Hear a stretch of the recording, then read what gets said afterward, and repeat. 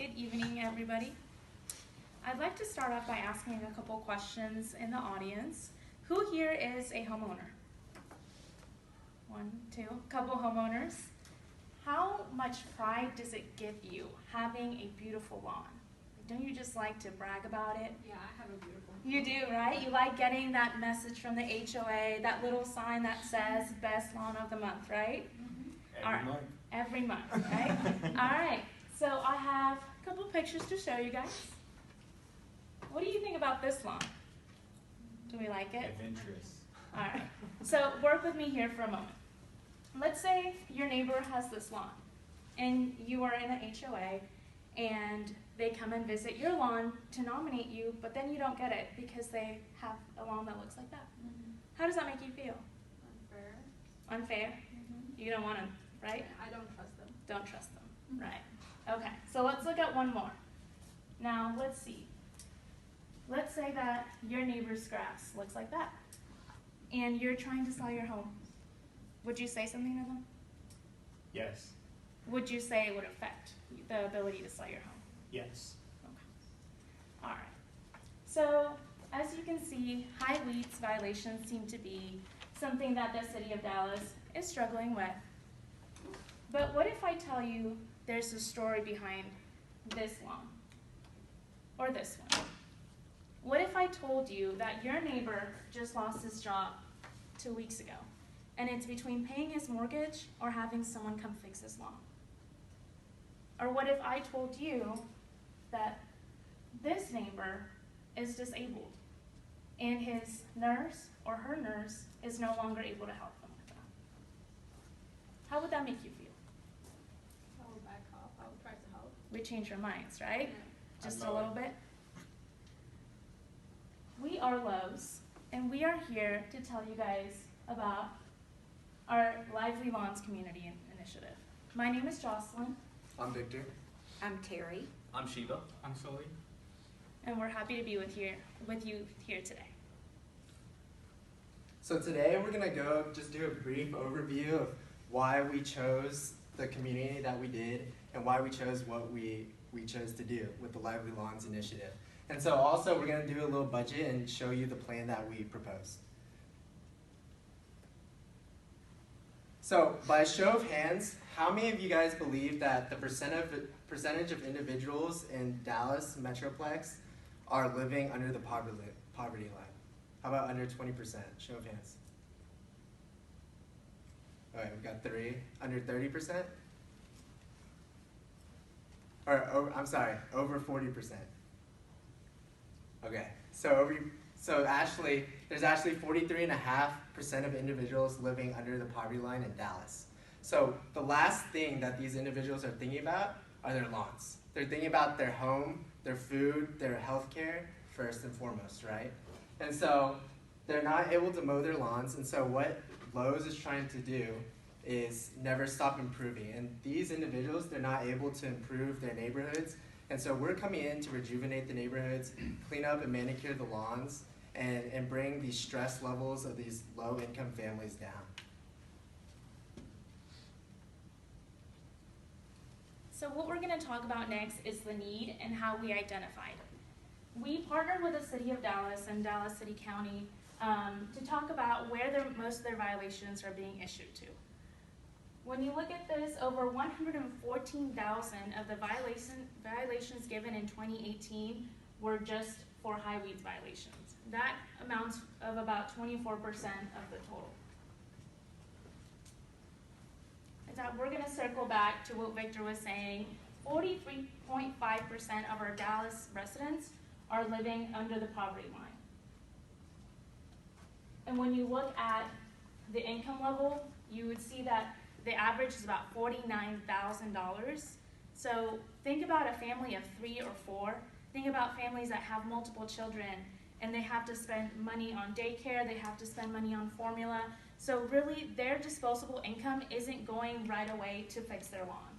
So we want to come and we want to help those individuals. When we look at the people that need it the most, we've identified single parents who are just not able to make those ends meet. Single parents who are recently widowed, so maybe they lost a spouse. Maybe their family wasn't properly insured and they didn't have life insurance, so their whole life is changed around. We're looking at elderly and veterans, those who aren't able to take care of themselves, and those who cannot afford nurses or weekly maintenance for their lawns. We're looking at people who live under that poverty line, who their disposable income cannot go to those lawn services.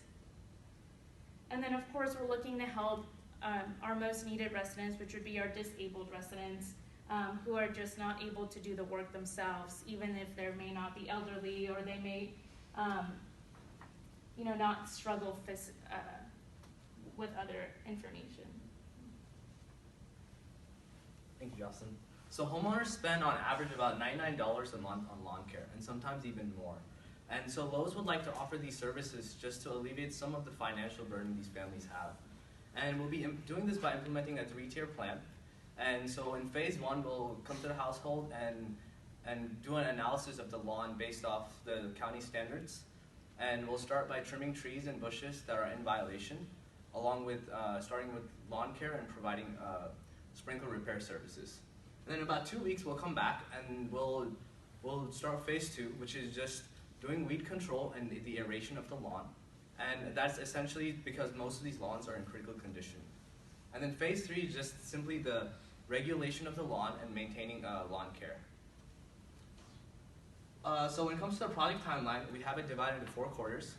In the planning phase, which is August to December 2020, we'll be doing a detailed execution of the 3-tier plan, along with getting approval for funding for this project by our CEO. And then for fundraising, which is January to February 2021, we'll be collecting funds and from organizations and people that would like to donate, and Lowe's will be contributing the initial funds to the next quarter. So Lowe's will be sponsoring the equipment and staffing, which is between March and May 2021, and we'll be sponsoring the equipment, and we'll be hiring the staff along with finding volunteers that would like to help contribute to our project. And the final phase is implementation, which is June to July 21, and this is basically going to household and performing all the cleanup work that we need to do. I'm going to pass it on to Suleiman to talk about staffing. We got budget coming up first. Yeah, I'll pass it to Terry to talk about the budget first. Hi. The budget for this project is approximately $212,685.